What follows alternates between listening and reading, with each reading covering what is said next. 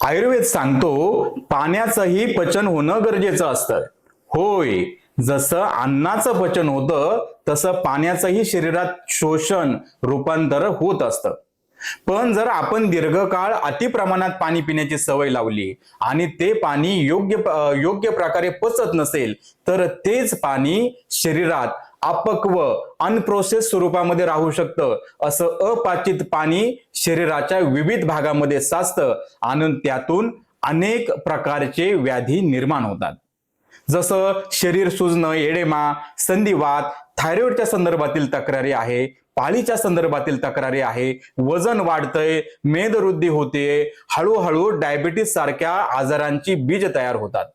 थोडक्यात सांगायचं तर जेव्हा पाणी पचन न होता शरीरात साचतं तेव्हा ते अमृत न राहता विषासारखं ठरतं. म्हणूनच पाणी योग्य प्रमाणात, योग्य वेळी आणि योग्य पद्धतीनं पिणं हेच शरीरासाठी खरं औषध आहे.